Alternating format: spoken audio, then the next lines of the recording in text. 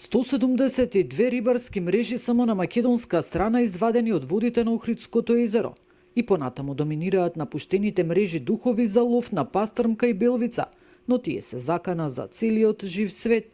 Оваа година се извадени речиси 11 километри во вкупна должина, а во 2017 година повеќе од 12 километри. Овие мрежи не ловат само риби, целни видови, туку ловат и птици, ракови и се она што ќе помине на тоа место каде што се акумулирани.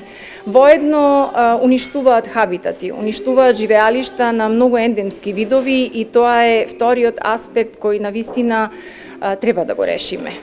Мрежите ги отстрануваме на територија каде што се наоѓаат природните рибни плодишта на пастрмката, но не живее само пастрмката, таму живеат и многу видови. Ова е целно за да овозможиме успешен вештачки мрест за неколку месеци следната година. Станува збор за континуиран проблем на кој се работи долги години, но никако да се реши. Нуркачите посочуваат дека вадењето на овие мрежи е тешко, бидејќи најчесто се заплеткани околу карпите на скоро сите длабочини. Овие мрежи се најчесто заплеткани околу карпи и лебдат чисто долу на дното на Охридското езеро. Потребна е тимска работа за безбедно да се отстранат сите овие мрежи.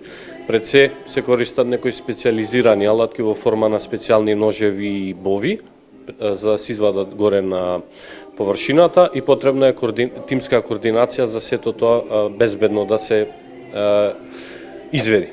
Инаку со четвртата акција за отстранување на напуштените така наречени мрежи духови, годинава беше опфатени през Панското езеро, но поради заматеноста на водата таму биле извадени само 2 мрежи.